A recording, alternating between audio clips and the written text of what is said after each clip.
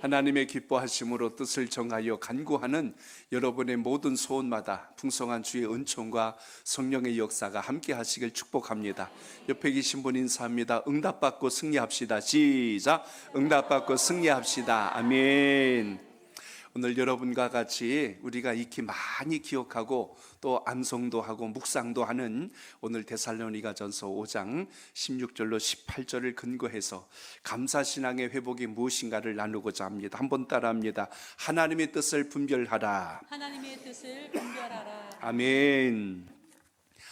어제 수능이 있었습니다. 과거와 달리 이제 입시를 치르는 과정들이 조금 많이 폭넓어졌기 때문에 옛날만큼 긴장감이 많지는 않아도 수능은 수능입니다.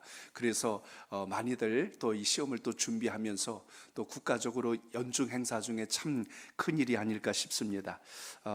되게 문득 그 생각이 났어요. 오늘 아까 좀 식사하면서 제 아내가 이제 우리 딸 환주가 수능을 치를 때 그때를 좀 이렇게 다시 떠올려서 이야기를 하는데 새록새록 그때가 다시 기억이 나는 거예요. 그날 아침에 이렇게 이제 고사장으로 데려다 주면서 제 아내가 이제 죽을 또 준비를 해 주었어요. 죽을 했는데 우리 한조는 지금까지 그게 엄마가 해준 건 줄 알고 있어요. 근데 저 본죽에서 사온 건데 굉장히 맛있게 보온병에다 담아가지고 딱 챙겨줬어요. 안전하게. 그래서 그걸 이제 딱 해서 입구에까지 가서 이제 챙겨주는데 가방을 이렇게 탁 메고 들어가는 거예요. 죽 하나 들고서 시험 보러 간다고 손 이렇게 흔드는데 잘 보고 나와라, 힘내라, 막 이제 화이팅 하고 막 이렇게 하는데 쏙 들어가는데 제 아내가 들어가자마자 갑자기 막 울어요.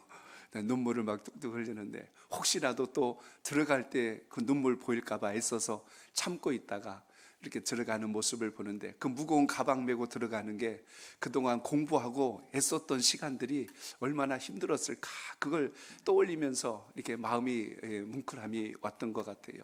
그래서 목이 메어서 울컥하면서 잠시 눈물을 흘립니다. 그래서 저도 같이 이제 눈물은 전 안 흘렸어요. 그냥 기도했어요. 저도 같이 기도하고 좋은 결과가 있기를 바라면서 그렇게 갔는데 저는 기억이 안 나는데 제 아내는 완전히 녹화하듯이 그걸 다 생생하게 기억하고 있더라고요. 조금 지나고 나서 갑자기 그 동네에 개 한 마리가 막 짖고 있었나 봐요. 활활활 하고 막 이제 짖어대니까 이제 제 아내가 화가 났어요. 마음속에. 수능 때는 여러분 날아가는 비행기도 정지하는 시대거든요. 출근 시간도 한 시간 늦추는 판국인데 난데없이 개 한 마리가 짖어대니까 제 아내가 혹시라도 또 시험 치르는 딴 사람은 몰라도 제 딸이 또 기억난 거 까먹을까 봐 걱정이 됐든지 화가 났겠을 것 같아요. 그래서 이놈의 개새끼가 어디서 주둥이를 놀려, 그건 제 생각에, 말은 안 했어요. 제 생각에 막 이렇게 하면서 어디서 주둥이를 놀려 막 그랬을 것 같은 느낌이 막 밀려오는 겁니다. 이제 시험을 다 마치고 이제 올 때쯤 이제 제가 거기 기다리고 있다가 이제 만났어요. 수험생들이 막 밀려 나오는데 깔깔깔 화 막 웃으면서 나오는 아이들도 있고 또 이렇게 눈물 지면서 나오는 아이도 있는데 우리 딸아이가 이제 가방을 메고 막 나오는 게 보이는 거예요. 다 안 보이는데 제 딸은 잘 보이더라고. 이렇게 오는데 제 아내한테 이제 이렇게 안기는 거예요. 엄마! 그러면서 안기는데 이번에는 제 딸이 막 울어요. 펑펑 울어요. 그래서 고생했다, 수고했다, 애썼다 하면서 이렇게 이제 등 도닥거리면서 이제 그동안 정말 애썼다 하고 이제 격려하면서 이렇게 오게 됩니다. 인생의 또 하나의 관문을 넘는 순간이 아닐까 싶습니다. 사실 인생을 살다 보면 여기 다 경험해 보셨잖아요. 수능보다 더 힘들고 어려운 인생에 넘어야 할 산들이 얼마나 많습니까? 사실 대학교 가는 것도 어렵지만 졸업하는 것도 사실은 쉽지가 않아요. 졸업만 하면 다 만사형통이 아니라 취업하기는 더 힘들어요. 취업으로 인생이 끝나면 다행이게요. 그 다음에 인생에 넘어야 할 산들이 한두 개가 아닙니다. 그런데 오늘 그렇게 넘는 순간들을 뒤돌아보면 이게 꼭 내가 잘나서 넘어온 것 같은데 신기하고 놀라운 것은 그때마다 하나님께서 그 고비를 잘 넘어갈 수 있도록 우리를 붙드시고 인도하셨다는 사실을 우리의 삶 속에서도 깨달을 수 있길 바랍니다. 그래서 우리 평생 신앙의 제일 중요한 거 한 가지를 오늘 기억하셔야 되는데 그게 바로 무엇이냐면 감사신앙의 회복이 있기를 바랍니다. 저분이 예수님을 잘 믿냐 안 믿냐는 어디서 확인되냐면 그분의 입술에서 감사가 많이 나오냐 불평이 많이 나오냐 이거 보면 알 수 있어요. 그래서 오늘 다시 한 번 더 이제 주수가 감사절기를 앞두고 오늘 우리가 기억해야 될 것은 우리가 무엇을 감사하며 살아야 할 것인가. 특히 오늘 말씀해 보면 하나님의 뜻이라고 했는데 이걸 잘 묵상하셔서 여러분의 믿음에 선함이 함께 하시길 축복합니다. 자, 저를 따라합니다. 항상 기뻐하라. 항상 기뻐하라. 기쁨이라고 하는 것은 자발적으로 감정에서 일어날 때 기쁨이 되는데, 이게 억지로 자 기뻐해봐, 자 즐거워해봐 이렇게 한다고 해서 이게 갑자기 난 지금부터 즐거워해야지, 이게 쉽게 잘 안 되거든요. 근데 우리 주님께서는 오늘 이 말씀을 통하여 항상 기뻐하래요. 사람이 24시간 막 기뻐하며 살면 누가 보면 미쳤다고 그럴 거야. 그런데 기뻐하며 살래요. 아무리 생각해도 사람이 웃음이 날려도 여러분 웃겨야 웃음이 나죠. 슬플 때 눈물이 나듯이 사람이 기쁨이 있으려면 기쁜 이유가 있어야 하는데 그것도 없이 항상 기뻐하라고 하니까 이 말이 읽기는 편한데 해석하려고 하니까 상당한 고민이 생길 수가 있다는 겁니다. 좋은 일이 있으면 예수님을 모르는 사람들도 기뻐할 줄 알아요. 그런데 오늘 여기 항상이란 이 단어가 붙기 때문에 어려운 겁니다. 주님 그냥 기뻐하라고 그러면 기뻐하며 살겠습니다. 그런데 항상이라고 하니까 이게 쉽지가 않네요 하고 우리가 주님께 되물을 수가 있다는 겁니다. 그런데 주님께서 하신 이 기뻐하라고 하는 것은 내가 보기에 좋건 내가 보기에 지금 힘든 상황이건 어떤 상황이 올지라도 주님을 생각하며 기뻐하라는 것이 오늘 말씀에 담긴 깊은 뜻이라는 걸 잊지 않길 바랍니다. 조금 이따 다시 한 번 더 설명을 하겠지만 내가 볼 때 즐거워야 기쁜 게 아니라 하나님은 우리의 모든 삶을 통하여 우리를 위하여 선한 길을 준비하고 계신다는 것을 항상 잊지 않길 바랍니다. 그래서 하나님의 명령이라고는 하지만 우리의 본능이 쉽게 따를 수 없기 때문에 이 말씀에 대한 의구심이 갖는 게 사실 현실적인 부분입니다. 자, 지금부터 서로 사랑해 이렇게 한다고 해서 갑자기 사랑이 시작되냔 말이에요. 그게 아니라는 겁니다. 기쁨도 마찬가지예요. 항상 기뻐하라고 했는데 이것도 역시 지금부터 기뻐해야지 이렇게 한다고 감정이 갑자기 확 뒤집어져서 그렇게 될 수는 없는 겁니다. 그렇기 때문에 어떻게 사랑하고 어떻게 기뻐해야 할까? 사실 주님의 이 가르침 속에서 사랑하라는 것도 쉽지가 않잖아요. 미운 사람을 사랑하래요. 원수 같은 사람을 사랑하래요. 이게 여러분 우리 마음이 움직여지는 게 쉬운 일이 아니거든요. 오늘 이 기쁨도 마찬가지입니다. 그렇기 때문에 형통할 때 기쁨은 쉽지만 실패할 때, 가난할 때, 병들 때, 외로울 때 그때 기뻐하라고 하면 이건 정말 견디기 어려운 우리의 감정의 부분을 만날 수가 있는 것입니다. 그런데 이걸 가능하게 할 수 있는 힘이 어디서 오느냐? 그것은 바로 성령의 충만함이 여러분에게 있길 바랍니다.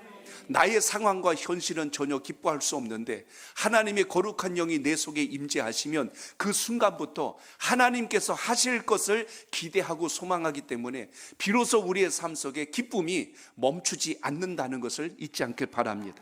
이것이 어떻게 반응이 일어나냐면 힘든 일을 만나도 어려운 일 만나도 내 마음속에 평안이 깨지지 않는 힘을 얻게 됩니다.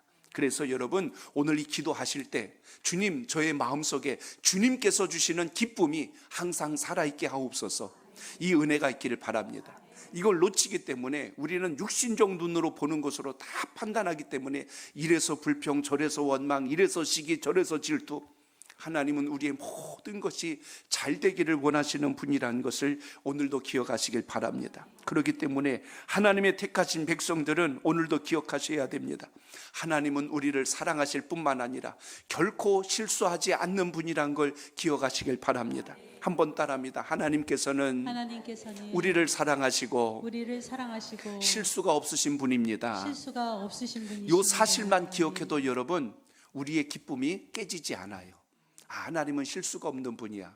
지금 내가 지금 힘든 일을 만나고 어려운 일을 만난 것은 하나님이 실수해서 그런 게 아니야. 분명히 여기에도 하나님의 뭔가 계획하심이 있을 거야 하고 우리 해석이 바뀌어지는 겁니다. 뒤집어지는 겁니다. 그렇기 때문에 한 해를 되돌아보며 우리의 삶 속에서 잃은 것이 많고 없는 것이 많을지라도 하나님 은혜를 생각하니 감사합니다. 이 고백이 나타날 수 있는 사람, 그게 그리스도인이요 예수 만난 사람입니다.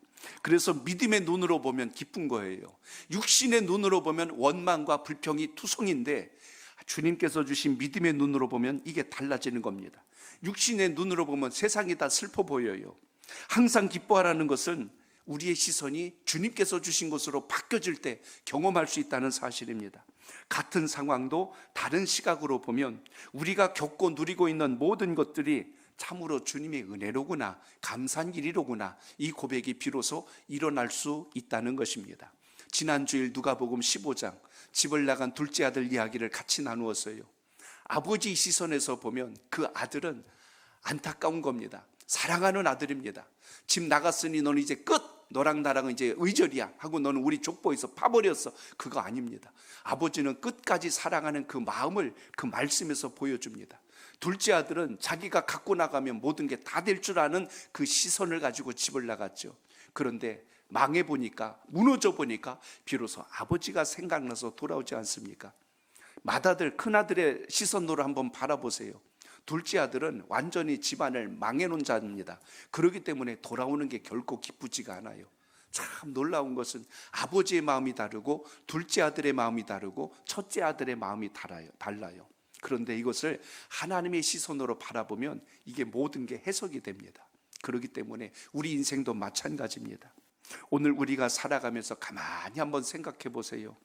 자녀들이 말을 듣지 않을 때, 속을 썩일 때 정말 내가 왜 이 자식을 낳았을까 하고 원망 섞인 마음들이 막 분노로 치밀어 올 때가 있습니다. 그런데 그 자녀 하나가 없기 때문에 자녀를 그렇게 구한 집에서는 그렇게 속을 썩이는 자식이라도 하나가 있으면 좋겠어요 하고 이렇게 간절히 구하는 사람도 있다니까요.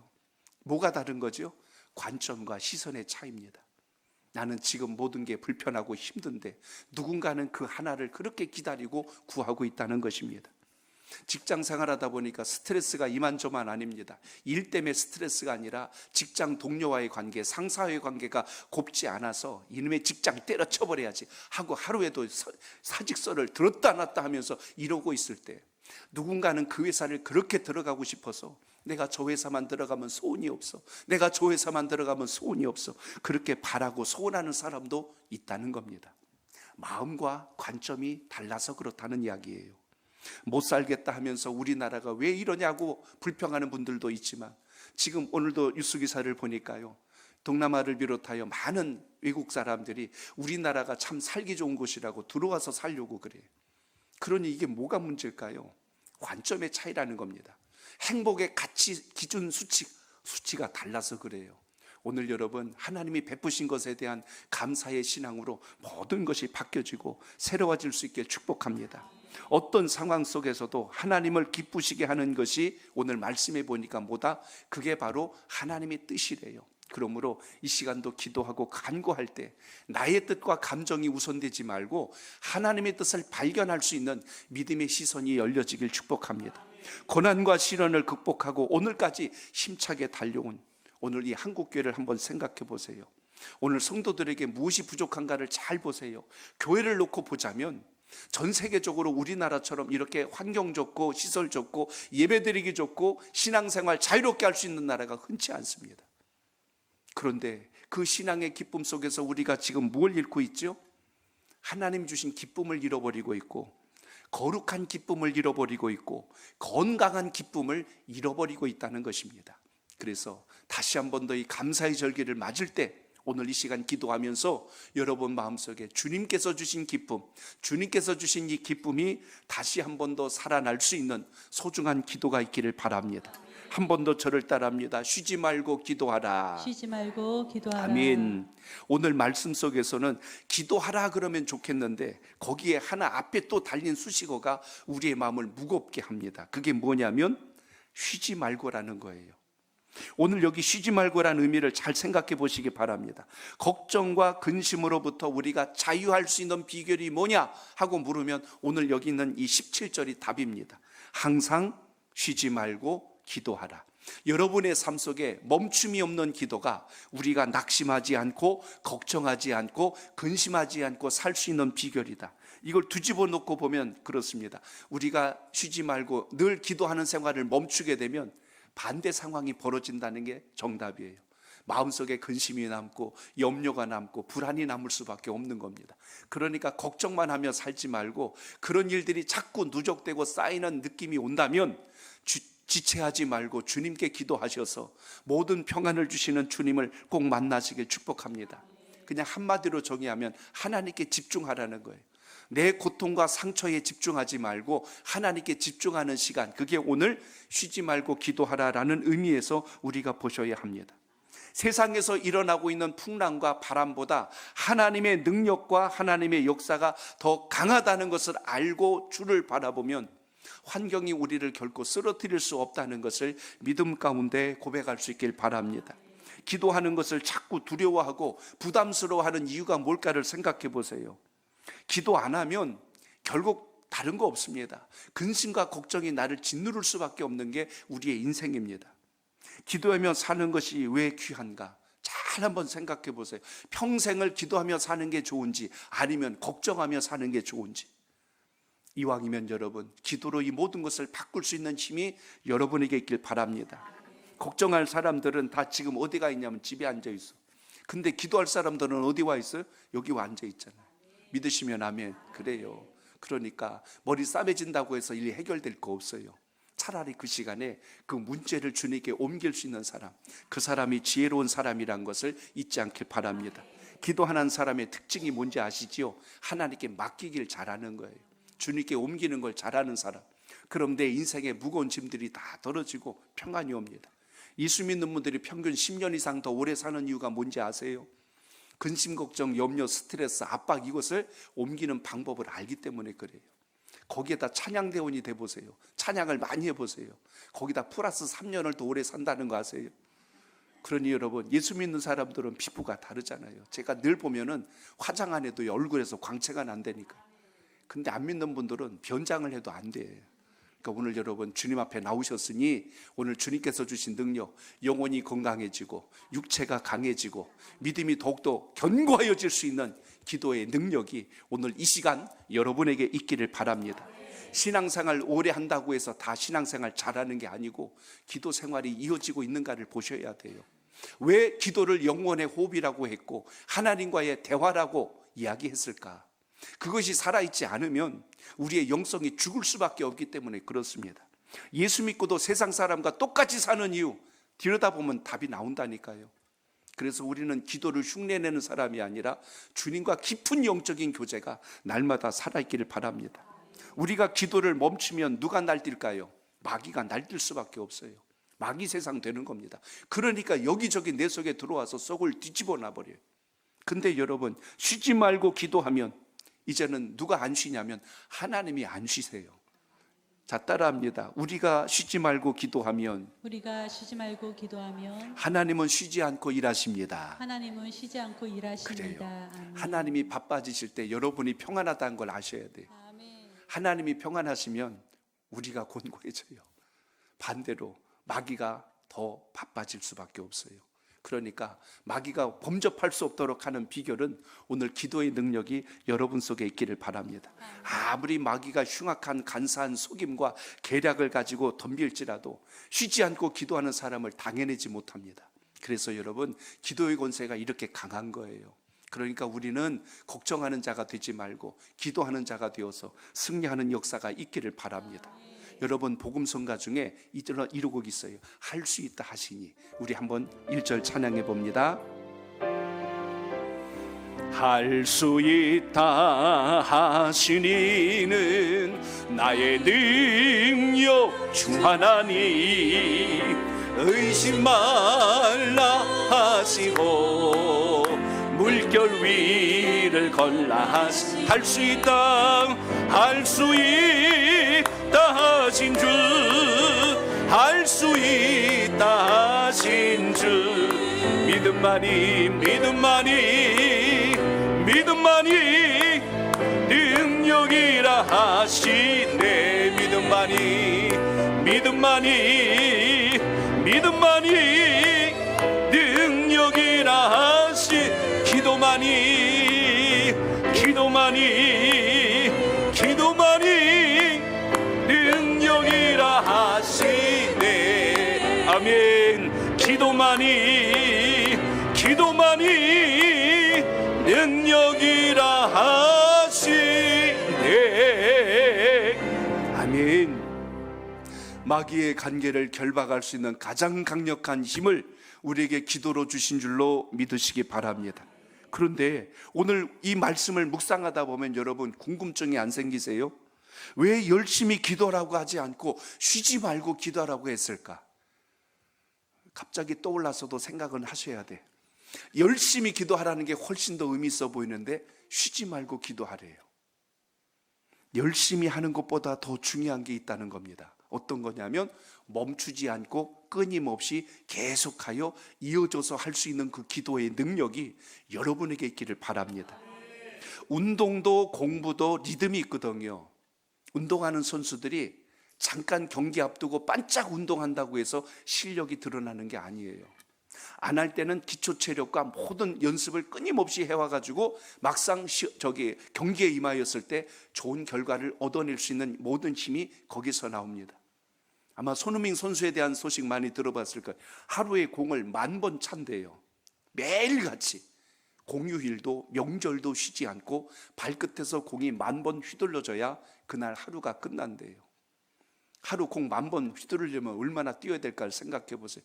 어느 날 갑자기 그런 월드스타가 되는 게 아니라 발끝에 공이 닿기만 하면 그 골대 코너 사이로 싹 들어갈 수 있을 정도의 실력이 나오려면 얼마나 끊임없는 훈련과 연습이 지속되었을까 우리가 볼 수가 있습니다.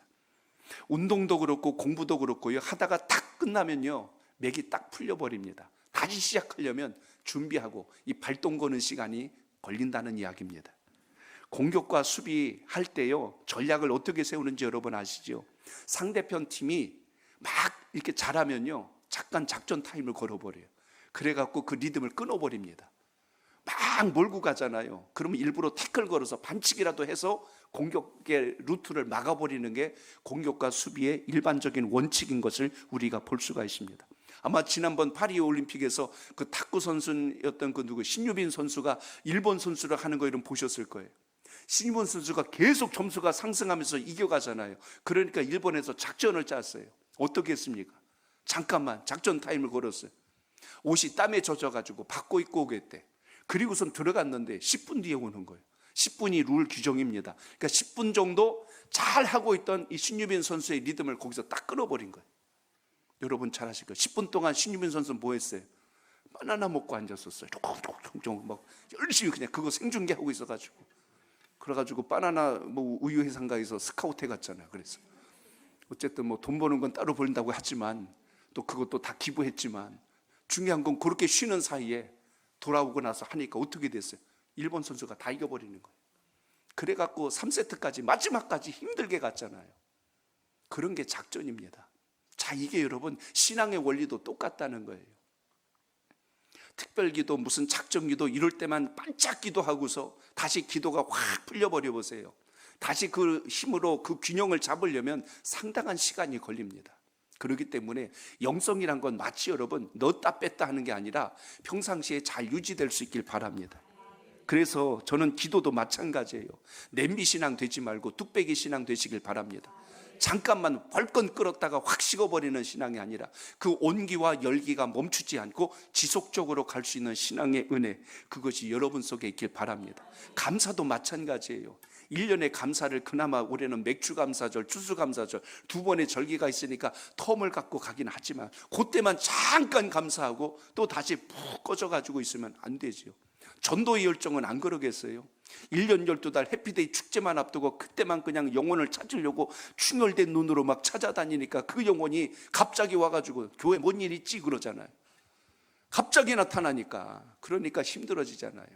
늘 교제하고 늘 사귀다 보면 아 그래 아유 그렇지 하고 이렇게 자연스럽게 이어질 수 있는 것처럼 기도의 역사도 여러분 속에 이와 같기를 축복합니다. 기도는 하나님과의 영적인 대화요 영적인 소통의 역사라면 일방적인 독백이 아니라니까요. 여러분 하고 싶은 말만 다 하고 그냥 기도 끝 하고 가버리는 게 아니라 주님께서 저에게 원하시는 게 뭘까요? 이걸 물을 수 있는 지혜도 있기를 바랍니다. 그렇기 때문에 오늘 우리의 삶 속에서 기도의 깊이를 주님과 나눌 수 있는 이 은혜가 있길 바랍니다. 지금도 그런지는 모르겠어요. 경상도 사람들은 남자들은 하루 3마디를 다 그게 다래매요. 집에 오면 그런다며요. 뭐라고 그래요? 밥 못나 그런다며요. 그 다음에 아는 그 다음에는 자자 이게 끝이요. 3마디로 하루가 제일 많이 한 거래요. 근데 하나님 앞에서 여러분 이렇게 대화해가지고 주님의 뜻이 우리 마음속에 와 닿을까? 오늘 이 시간 기도할 때도 주님, 오늘 제 마음속에 주님께서 함께 하시고 주님께서 저를 통하여 하시고자 하는 뜻이 무엇인지 발견할 수 있도록 은혜를 내려 주옵소서. 이런 믿음의 기도가 있기를 바랍니다.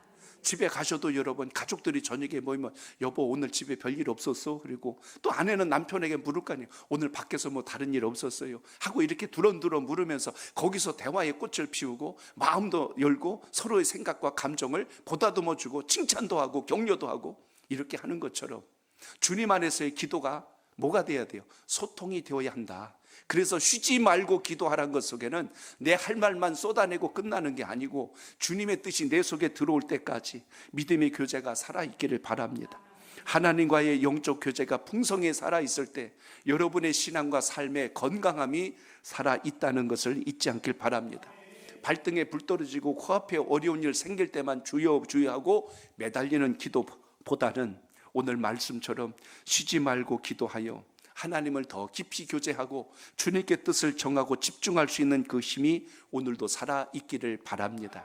그래서 이 두 가지가 이어지면서 나타나는 말씀이 뭡니까? 한번 따라합니다. 범사에 감사하라. 범사에 감사하라. 참 재밌는 게요, 이 세 가지가 연결되어 있다는 걸 여러분 아셔야 됩니다. 항상 기뻐하는 사람은 그게 뭐로 이어져요? 기도로 이어집니다. 기도하는 사람은요, 마침내 그 입술에서 무슨 고백이 나오냐면 하나님의 뜻을 알고 발견하기 때문에 감사가 나온다는 겁니다. 그러니까 기쁨과 기도와 감사는 하나로 연결되어 있구나, 이걸 우리가 보셔야 됩니다. 오늘 여기 감사라고 했는데 하나님을 믿지 않는 사람들도 사실 감사하며 살아요. 누군가 자기에게 좋은 일을 하고 뭔가 선한 일을 해주면요 고마움을 표할 줄 압니다. 선물도 사주고 밥도 사주고 고맙다고 가서 인사도 하고 이렇게 합니다. 믿지 않는 사람들도 해요. 그런데 우리 하나님의 사람들이 해야 될 감사는 이 정도 수준의 감사가 아니라고요. 어떤 감사냐? 힘들 때도, 사업이 안 될 때도, 건강이 나빠졌을 때도 하나님의 뜻을 바라보며 감사의 신앙이 살아있기를 바랍니다. 모든 일에 우연히 일어난 것이 아니라 그 속에 하나님의 일하심이 있다는 것을 여러분 기억하시길 바랍니다. 청년 때 저를 전도했던 친구가 있어요. 참 저한테는 고마운 친구입니다. 시간이 흐를수록 그 친구가 참 고마워요. 그런데 한 번은 수능을 같이 치렀던데 원하던 학교에 떨어졌어요. 근데 주일날 감사헌금을 냈어. 하나님 앞에, 하나님 이번에 새로운 깨달음을 주셔서 감사합니다 하고 했더니 교회 권사님들이 오해를 하셨어. 아니 어느 학교 됐대? 어느 학교 됐대? 하고 막 물어가지고 그래서 시험 들었대. 난 떨어져도 하나님이 계획이 있다고 믿고 감사하며 예물을 올렸는데 오히려 그걸 가지고 아니 떨어진데 무슨 감사요 하고 이렇게 말이 또 들리니까 그것 때문에 상처를 받았어요. 그런데 상처받지 말고 끝까지 주님 바라봐야 되는데 오늘 믿음의 사람은 아플 때나 건강할 때나 어떤 상황 속에서도 감사의 신앙이 살아있기를 축복합니다. 왜냐하면 그걸 통해서 하나님이 우리에게 보여주시는 선한 뜻이 있다는 것입니다. 오늘 말씀 속에서 보신다면 감사는 과거를 은혜롭게 해석할 수 있는 힘을 줘요. 근데 감사가 없으면 과거가 내 인생에 기억하고도 싶지 않는 가장 불행한 순간들이 돼버립니다. 그러니 오늘 여러분 기뻐하며 기도하며 감사신앙을 회복해가면 하나님께서 나의 여정 속에 이런 힘든 시간들을 통하여 나를 이렇게 정금같이 만들려고 하시는구나 하고 뭔 시선이 열리냐면 과거를 주님의 시선으로 볼 수 있는 시야가 열린다는 사실입니다. 상황은 달라진 거 없어요. 근데 뭐가 달랐다? 관점이 달라졌다. 해석하는 힘이 달라졌다. 오늘 여러분 기도의 능력이 바로 그겁니다. 오늘 이 시간 기도하셔서 우리의 인생에 결코 주님과 함께하는 한 잘못될 일이 없다는 걸 꼭 믿으시기 바랍니다. 서두에 말씀드렸죠. 주님은 우리를 사랑하시고 우리 주님은 실수하지 않는 분이시다. 그렇기 때문에 내 인생에 고난이 오고 사고가 나고 어려움이 온다 할지라도 그건 하나님이 실수하신 게 아니라니까요. 분명히 그걸 통해서 우리를 더 강하고 새롭게 하실 주님의 뜻을 가지고 계신다는 걸 믿고 오늘도 소망 중에 기도하시길 바랍니다. 어떤 분은 과거를 떠올리면서 아픈 상처만 생각해요. 실패한 기억만 생각하고 부끄러웠던 순간만 생각하니까 그게 다 고통의 시간이 돼버립니다. 어떤 사람은 과거의 상처와 아픔을 계속해서 되짚다 보니까 그게 마음의 분노가 돼버려. 그것이 상한 감정이 되어서 나중에 자기 인생이 파멸로 떨어질 수밖에 없는 그 길로 치닫는 것을 보게 됩니다. 그러나 하나님의 사람들은 과거에 일어났던 상처와 실패까지도 하나님의 섭리 속에 있다는 걸 믿고 인정하는 겁니다. 하나님께서 분명히 이걸 통하여 더 나은 것을 계획하여 주신 줄로 믿습니다. 대표적인 예를 성경에서 찾는다면 여러분 요셉을 보시면 그 답이 나오잖아요. 인생으로 보면 요셉은요 인생 망한 사람입니다. 형들로부터 애굽에 팔림을 당했죠. 거기서 누명 쓰고 감옥 밑바닥까지 내려갔죠. 인생에 망가지려면 어디까지 망가지는지 보여준 대표적인 인물이 요셉입니다. 그런데 그가 애굽에서 마침내 놀랍게도 총리의 자리에 오를 줄 누가 알았겠어요. 그런데 요셉은 그 자리에 올라서서 비로소 하나님께서 모든 것을 섭리하셨다는 걸 한눈에 꿰뚫잖아요. 하나님께서 이 흉년이 들기 전에 나를 이곳에 보내셔서 이 모든 세계적으로 오는 전국으로 오는 흉년을 막게 하려고 나를 부르셨구나. 하나님께서 그때 우리 가족들이 굶어 죽지 않게 하려고 나를 이곳에 보내려고 형들로 하여금 나를 여기다 팔아버렸구나. 내가 감옥까지 들어간 게 그때 궁 안에 있는 그 신하들 대신들을 만나게 하려고 그 술 맡은 관원장을 만나게 해서 그로 통하여 내가 왕궁으로 들어갈 수 있는 길을 열게 하려고 나를 감옥까지 보낸 것이로구나. 주님의 시선이 없다면 요셉은요 인생 금방 망가졌을 거예요. 그런데 주님의 시선으로 보니까 모든 것이 은혜라고 비로소 고백하는 것을 만나게 됩니다. 과거의 실패도 아픈 기억들이 하나님의 섭리로 이루어졌다는 것을 깨닫는 순간 영적인 자유가 옵니다. 새로운 미래에 대한 기대가 생깁니다. 그게 믿는 사람들의 특징이라는 것을 오늘도 잊지 않기를 바랍니다. 히브리서에서 믿음을 뭐라고 그랬어요? 믿음은 바라는 것들의 실상이요 보지 못하는 것들의 증거니라. 이미 다 이루어진 것을 믿는 건요 세상 사람들도 할 줄 알아요. 근데 믿는 사람들의 특징이 뭐다? 앞으로 나에게 오지 않는 것까지도 하나님께서 실수하지 않고 선을 이루실 것을 믿는 믿음, 그것이 오늘 이 시간 기도하는 여러분의 믿음 되시길 바랍니다. 그래서 오늘 항상 기뻐하고 쉬지 말고 기도하는 사람이 범사에 감사까지도 할 수 있다. 이렇게 여러분 연결되는 것입니다. 그렇기 때문에 기쁨이 기초가 되어서 기도가 발판이 되어서 마침내 감사의 날개를 다룰 수 있다면 오늘 여러분의 삶 속에서 이 세 가지가 살아있는지 다시 재점검하시고 이걸 더욱더 강하게 하나님 앞에 세워서 승리하는 믿음이 되시기를 주의 이름으로 축복합니다. 어떤 상황에서도 실수하지 않는 그 하나님, 그래서 오늘 18절에서 저는 이 단어 하나를 여러분에게 다시 한 번 더 기억하고 싶습니다. 자, 18절을 읽습니다. 시작. 범사에 감사하라. 이것이 그리스도 예수 안에서 너희를 향하신 하나님의 뜻이니라. 아멘. 이 말씀을 얼마나 여러 번 많이 읽었어요. 이 본문을 얼마나 많이 묵상했어요. 저는 또다시 오늘 또 묵상하고 이 말씀을 준비했습니다. 오늘 여기 보니까 범사에 감사하라. 이것이, 감사는 이것이 그리스도 예수 안에서, 다른 데도 아니고 예수 안에서 너희를 향하신 하나님의 뜻이래요. 하나님의 뜻이라는 것은 어느 정도 우리가 이해합니다. 그런데 이 앞에 담긴 뜻을 여러분 꼭 붙드셔야 되는데요.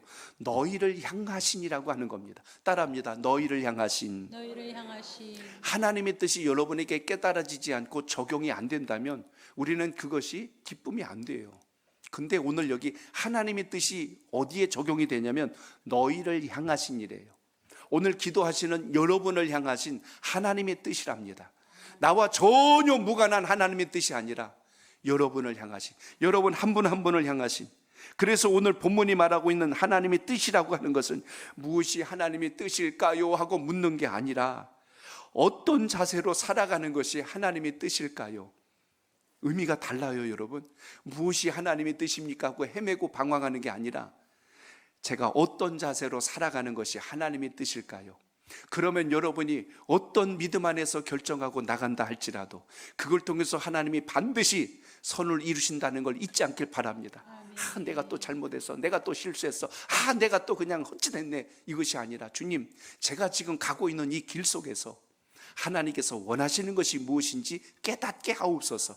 이렇게 해야 여러분 원망이 안 돼요. 내 인생이 불행하다고 말하지 않습니다. 하나님의 계획하심이 있기 때문에 우리의 삶이 되어져 간다는 걸 믿고 소망 중에 기도할 수 있길 바랍니다. 아멘. 이스라엘 백성들을 보세요. 하나님의 백성들인데 애굽 땅에서 여러분 430년 동안 종살이 한다고 생각해 보세요. 근데 그게 하나님의 뜻이라고 그러면 누가 그걸 뜻으로 받아들이겠어요? 하나님, 이게 주의 백성들이 이 꼬라지가 뭡니까? 노예로 살고 종으로 살고 남나라 밑에서 그냥 시키는 일만 하다 죽는 판국인데 이게 무슨 하나님의 뜻입니까? 근데 하나님의 계획은 뭐였어요? 새롭고 놀라운 젖과 꿀이 흐르는 땅을 예비하셔서 그들을 이끌어내실 때 그 땅에 여호와 하나님의 영광과 역사가 이방에 있는 어떤 다른 이방신과 비교할 수 없는 가장 큰 분이라는 것을 나타내 주시고 마침내 이끌어내셔서 그 땅으로 인도하신 것을 우리는 봅니다. 바벨론 땅에 70년간 포로 생활했어요. 그럼 그 백성들이 처음에 생각할 때는 어떻게 합니까? 우리가 선지서를 보셔서 알지 않습니까? 하나님이 우리를 버리셨구나, 이제는 우리를 선민이라고 생각하지도 않는구나. 처음엔 그들이 그렇게 생각합니다. 근데요, 선지자들이 뭐라고 했어요? 하나님의 뜻을 받은 겁니다. 아니다, 하나님께서 우리를 통하여 다시 하나님을 향한 우리의 신앙과 본질이 회복되길 원하셔서 잠시 이곳에 포로 생활하게 하신 것이다. 그러니까 70년이란 시간이 버림당한 시간이 아니라 하나님의 백성들을 더 강하게 세우시려고 하는 하나님의 의도와 뜻이 있기 때문에 망하는 길이 아니었다는 이야기입니다. 결국 오늘도 주님 앞에 여러 번 나와서 기도하실 때 하나님의 선하심과 온전케 하신 그 역사가 살아있는 기도가 있기를 축복합니다. 아멘. 미국의 대통령이 바뀜으로 인하여 많은 정책이 변화가 일어났어요. 우리나라 경제에도 상당한 지금 혼란이 일어나서 경제적 지금 혼선을 지금 빚고 있는 상황이 지금 겪고 있습니다. 그럼 아이고 우리나라가 또 힘들어졌네 이럴 것이 아니라 이걸 통해서 하나님이 우리 민족에 무엇을 또 일으키시려고 하실까 하는 이런 시선을 가지고 여러분 믿음을 갖기를 축복합니다. 그럴 때 비로소 우리가 주님의 역사 안에서 쓰임받는 인생이 된다는 겁니다. 가장 힘들고 어려울 때 하나님이 들어 쓰시려고 할 때 누굴 들어 쓰실까요?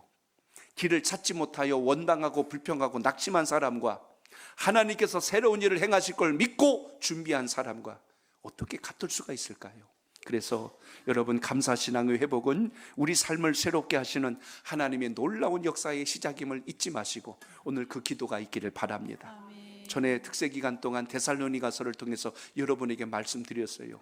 적은 그 3주간의 신앙을 가지고 오히려 그들이 그 믿음을 잃지 않고 끝까지 버텨내다 보니까 이들의 마음속에 불안감이 옵니다. 계속된 로마의 핍박과 압제, 믿는 자들을 대적하는 일들이 생기니까 그들의 기도 제목이 어떻게 바뀌었냐면 주 예수여 어서 오시옵소서. 그래서 빨리 주님께서 오시기를 기다리는 신앙으로 자꾸 바뀌어가 버렸어요. 주님이 부활하신 후에 데살로니가 교회까지의 역사를 보면 약 한 30년 정도 흘렀을 때입니다. 근데 주님이 곧 오실 것 같아요. 그래서 재림에 대한 다시 해석을 사도 바울이 오늘 이 편지를 보내면서 다시 전달하면서 우리가 가져야 될 신앙이 뭔지 아느냐, 어떤 최악의 상황 속에서도 기쁨을 잃지 말 것이며 어떤 어려운 상황 속에서도 너희들은 기도를 쉬지 말 것이며 너희의 삶 속에 어떤 핍박이 올지라도 너희는 감사를 잃어버리면 안 된다. 왜냐하면 하나님은 너희를 향하여 늘 새로운 계획을, 하나님의 뜻을 가지고 움직이고 계신다.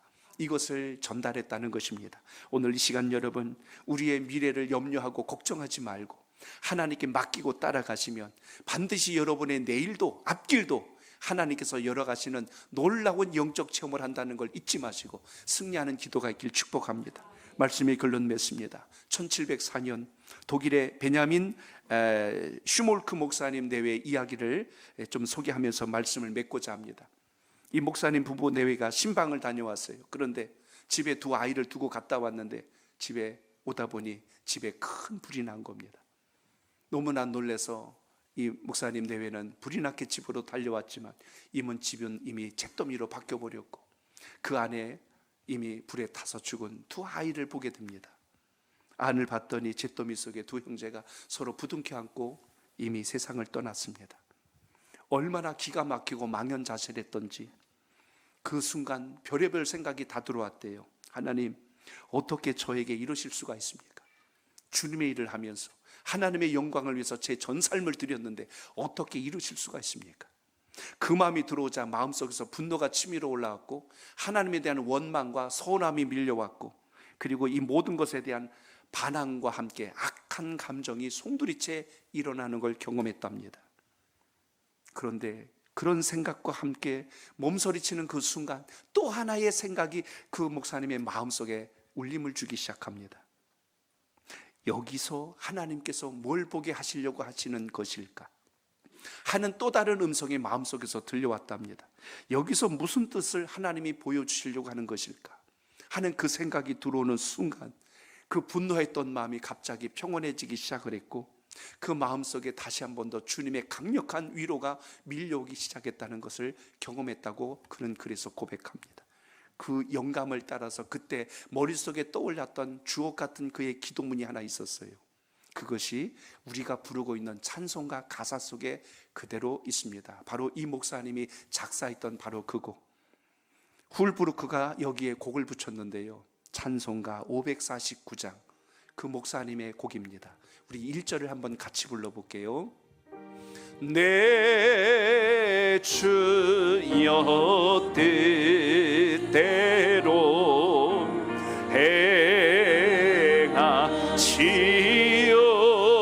행하시옵소서. 온 몸과 영혼을 다 주께 드리니 이 세상 고락한 주 인도하시고 날 주관하셔서 뜻대로 하소서. 아멘. 행복이나 기쁨이나 감사함의 삶은 그냥 얻어지는 것이 아니에요. 우연히 되어지는 게 아니라는 것입니다. 주어진 환경에 대해서 여러분이 어떻게 반응하느냐에 따라서 열매와 결과는 완전히 달라집니다. 인간적인 생각으로는 원망할 수밖에 없고 불평할 수밖에 없는 우리의 환경과 여건이 있을지라도 그 속에서 내미시는 주님의 손끝을 붙드시고 주님의 음성을 들을 수 있는 그 힘을 잃지 않는다면 그 인생은 반드시 하나님께서 책임져 주신다는 사실을 잊지 마시고 그 믿음이 여러분 속에 있기를 축복합니다.